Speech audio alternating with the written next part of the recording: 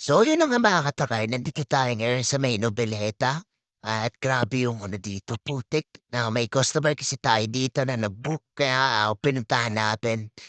So Cavite City, yung daanan dun, maputik, sobrang putik.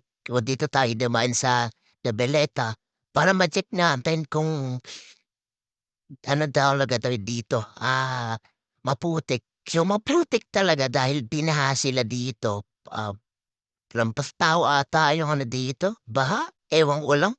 Kasi grabe yung kung makikita niyo sa gilid ng Hatakay, yung putik sobrang kapal, lalong-lalo ng bandang unahan natin. Kasi napansin ko, hindi na ako bumiyahe nung gabi na yun, eh.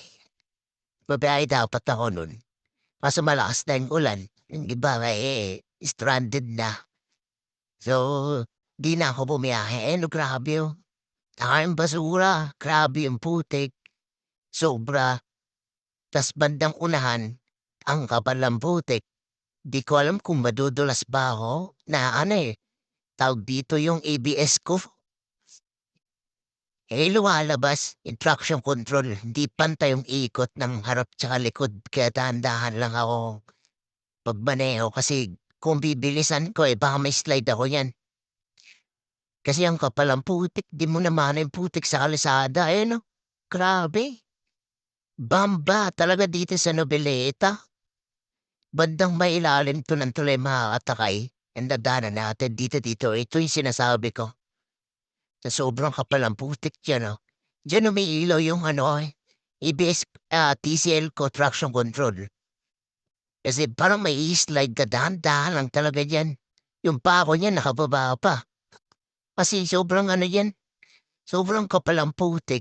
Tapos yung kalsada hindi mo ba siya makita and sa may gitna na yan medyo malalim yan kaya gumilid tayo daanan. Yung gilid naman sobrang putik. So ito yung mga taka, ito yung sinasabi ko sa inyo sa ilalim ng tuloy daanan tayo dito. Ito sa may baha nakakapiraso lang. Sa palabas to ng tulay mga katakay, ito, dadaanan natin yung tulay. Ito yung sinasabi ko na bumaha dito na lampas tao to eh. Nakakita ako sa post sa group namin na grabe yung baha dito sa may Nobeleta. Ewan ko pati Kawit ata. Oo, Bacoor. May part ng Bacoor na binaha din eh. At din sa amin may baha. Pero hanggang tuhod lang. Tapos pag umikot ka, yung iikutan mo hanggang bewang naman. So hindi na talaga ako lumabas nung gabi na yun. Kasi walang tigil na yung ulan. Eto mga katakay, eto sa may tulay. Yan, ang daming basura. Sulit yung mga basura. Yung iba tinangay na gamit. Ito, ang bandang kaliwa natin mga katakay, ayan yung tulay.